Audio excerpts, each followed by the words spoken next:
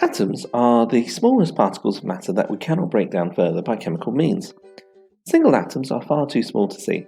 Perhaps a million sodium atoms could fit in a line across the full stop at the end of this sentence.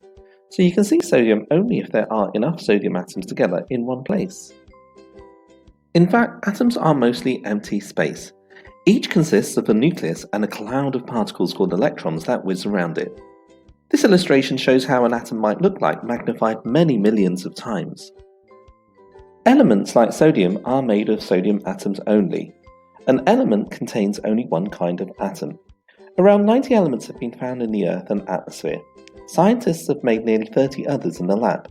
Many of these artificial elements are very unstable and last just a few seconds before breaking down into other elements. That's why they're not found in nature.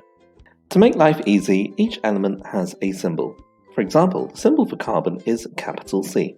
The symbol for potassium is capital A from its Latin name kalium.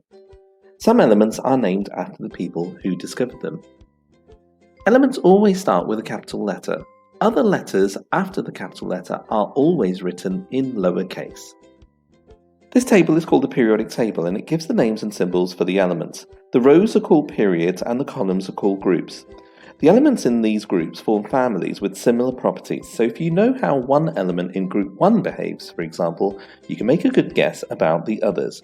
Look at the zigzag line. It separates metals from non-metals, with the non-metals on the right of the line except for hydrogen. So there's a change from metal to non-metal as you go from left to right across a period.